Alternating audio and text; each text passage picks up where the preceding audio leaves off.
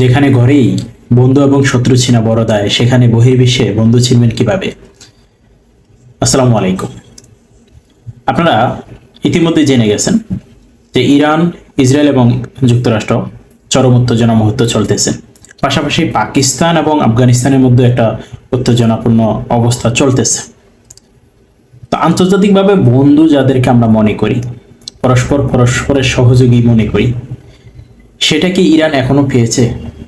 যেভাবে ইসরায়েলের পাশে আমেরিকা বা যুক্তরাজ্য বা জার্মানিও হয়তো বা যোগ দিতে পারে, এছাড়া অনেকেই যোগ দেওয়ার জন্য ইতিমধ্যেই কথাবার্তা চালাচ্ছে। আপনারা একটা জিনিস খেয়াল করবেন, ইরানের আশেপাশে ভূমিটা যদি আপনি দেখেন, সেখানে ম্যাপটা দেখেন, আশেপাশে কোন অঞ্চলগুলা? কোনো ইউরোপের অঞ্চল রয়েছে?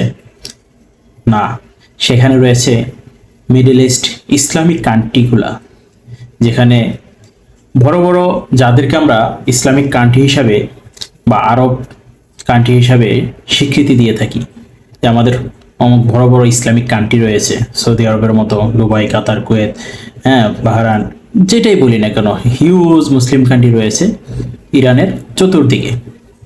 এতগুলো মুসলিম কান্ট্রি থাকার পরও ইরানের এই পরিণতি, নতুন করে কি ভাবতে হবে না যে আমাদের কে বন্ধু কে শত্রু?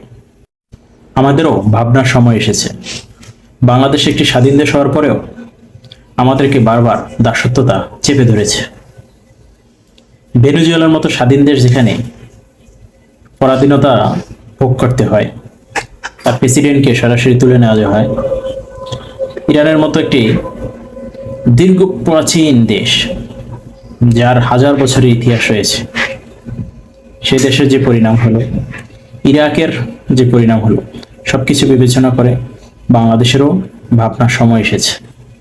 যদি সময় থাকতে পরিকল্পনা সঠিক থাকে, তাহলে হয়তো নিজের জনগণ এবং নিজের দেশকে আত্মরক্ষা করার সুযোগ দেওয়া যেতে পারে।